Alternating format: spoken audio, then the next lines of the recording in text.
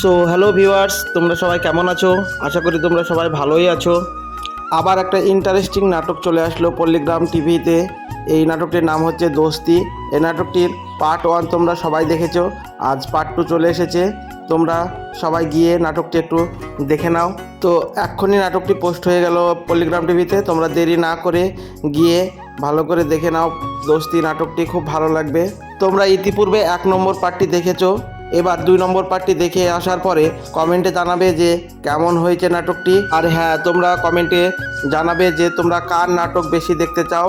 আমি কমেন্টে গিয়ে দেখবো যে তোমরা কোন নাটকটি বেশি দেখতে চাও, লিখবে কমেন্টে।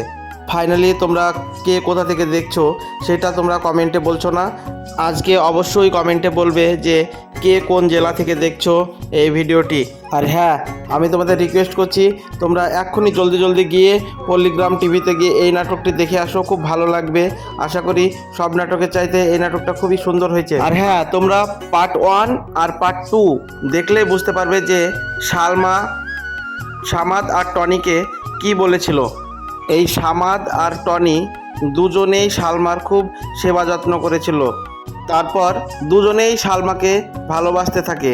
3 নম্বর পর্বতে গিয়ে কি আমরা দেখতে পাবো সালমা কাকে বিয়ে করছে আর কাকে কাঁদাচ্ছে। আর হ্যাঁ, সালমা কিন্তু কাউকেই কাঁদানোর উদ্দেশ্য ছিল না।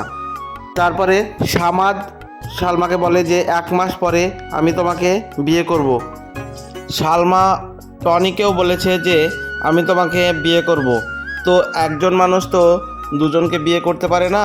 তো শেষ পর্যন্ত নাটকটা আমাদেরকে দেখতে হবে যে কার সঙ্গে শেষ পর্যন্ত সালমার বিয়ে হচ্ছে। তো কার সঙ্গে সালমার ফাইনালি বিয়ে হবে সেইটা দেখার জন্য আমাদেরকে একটু অপেক্ষা করতে হবে। মোটামুটি 1 সপ্তাহ অপেক্ষা করলেই 3 নম্বর পার্টটা চলে আসবে। তখন ঠিক তোমরা বুঝতে পারবে যে সালমার লাস্ট পর্যন্ত কার সঙ্গে বিয়ে হতে চলেছে। এরপর আমি তোমাদের সঙ্গে অন্য কোনো নতুন ভিডিওতে কথা বলবো। আর হ্যাঁ, আমার এই ভিডিওটি দেখার জন্য তোমাদেরকে অসংখ্য ধন্যবাদ।